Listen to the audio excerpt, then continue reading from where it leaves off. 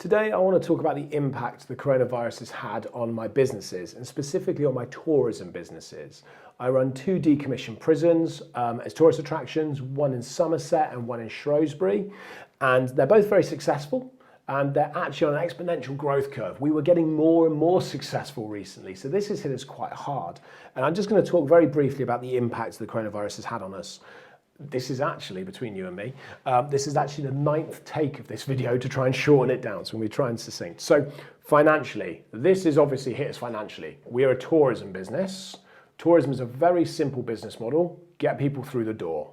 Yes, there's the behavior once you get them through the door and what you do with customers, but getting them through the door is fundamental and paramount to the success or failure of the business. So at the moment, our doors are closed. We're a prison, so we've got some pretty big, thick, heavy doors you can't get through. So our doors are closed, therefore we're making no money. We're making a little bit online through gift vouchers, but we're talking hundreds of pounds, if that. So financially, we're being hit massively. Generally, we would see somewhere in the region of 90 to 100,000 pounds coming through a month, which sees us make a good profit. Now we're seeing zero. And a lot of our costs, over 50% of our costs still exist. Our rent still exists, our utility bills still exist, business rates have obviously gone, our insurance costs still exist, our accountancy costs still exist, all the consumable licensing costs still exist, water rates, all that kind of stuff still exists. We don't have to, I'm trying not to touch my face, we're looking at how many staff we can furlough and what that's going to look like, but we're trying not to do that as much as we can because I want my employees to get 100% of their money. And I want to keep them working as much as I can. Firstly, because it's good for them, and secondly, it's good for us. So I'm trying to do that as much as I can. So financially, it's been a huge, huge hit to tourism and leisure businesses. The government are helping out, and I appreciate they're doing as much as they can, but it's still going to be a difficult time. Staffing, that's been a big one. We've got some staff that can work from home, and we're working very hard with how they're transitioning into that. Working from home because my team are social animals. They're used to working in office environments with everyone else. They're used to dealing with members of the public every single day. With tourism, of course they are, and they're very good at it. In fact, I'd go as far as to say they're some of the best in the world at it. But it does mean that now they're sat at home in a completely different environment. It's very alien to them. And we've got to keep them connected. So I'm on the phone to them daily, every other day, certainly every other day, if not every day, connecting to them, chatting to them, seeing how they are, talking them through the problems, making sure they're still focused and we're still hitting the same goal we had previously. Then it comes down to our customers. So our customers have been affected obviously massively. These are all people that have the same issues that we do. How are we going to get paid at the end of the month? How long is this going to last? Do we have enough food? Do we have enough toilet roll? So on and so forth. And I wanted to make sure that some of these people have requested refunds. It's absolutely fine. And I wanted to make sure we process those as quick as we could to get people their money back. So in the last 7 days, we've processed just over £20,000 in refunds. And we've done that in a 3-day turnaround, which is exceptionally quick for most companies. Certainly quick for us to get money back to people. And I wanted to do that because I believe that that's the right thing to do for customers. And I wanted to make sure we support our staff because that's the right thing to do for your employees. I do apologise, my sister just rang me. So cheers, Naomi.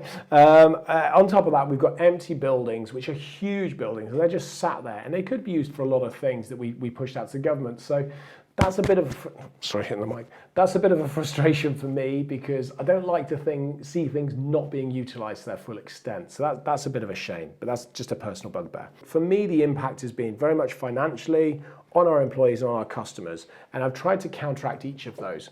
With the employees, it's about connecting with every single employee you have. They are your business. They run your business day to day. And when you come back to work, which you will do, they're going to be the team to take your business forwards. So you need to have them engaged. You want to have them engaged. It's paramount to your success to have them engaged.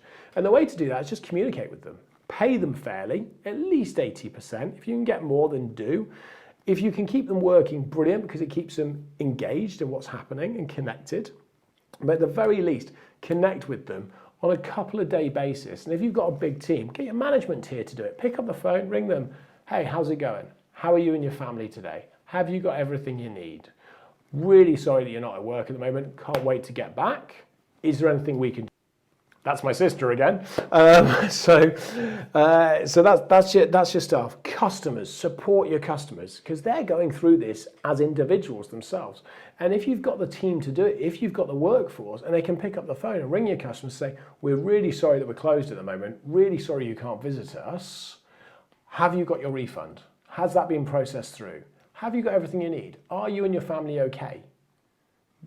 And just make that connection with them. Don't sell them anything, don't ask them for anything, just connect and see they're okay and make sure they got their money back. That's a really simple thing to do, but really powerful. I'm going to say this very, very clearly in the sense of a lot of companies who have been operating for 2, 3, 4, 5 years plus are going to come out of this and they're going to be like brand new startups once again. And they're going to have to figure out once again how to go through that startup phase, how to generate income and how to build back up to where they were, because it is going to be a different world we go into and companies are going to be hit hard. The companies that have connected with their employees and have them on board and focused and connected, and the companies that engage with their customers and have them embedded in their brand, they are going to survive and they are going to be bulletproof, absolutely bulletproof. And that is what I'm going to make sure I do with my businesses. So when we do get back to work, properly back to work, and some form of normality, we are massively ahead of the curve, hitting the ground running. And again, we're tourism, we're expendable income. So when people want to spend money, they're going to connect it with us. And that's how we're going to grow, and that's how we're going to survive. It's how we're going to grow, and it's how we're going to move on to the next stage. I think that's pretty much it. I did something in one of the last takes I do want to flag in. If you're watching this and you work for a company and they have laid you off, sacked you, made you redundant, treated you badly, forcing you to work, ping me a message, because that's not the behavior businesses should be taking. And I've got something that I can just send back to you that you can follow it back up with them very, very simply, because that's not how companies should behave. And I would take a very stern line on that. If you're in tourism and you're operating a company and you're concerned, drop me a message and we will try and support as much as we can with advice or ideas. We've got an investment business where we do invest into companies.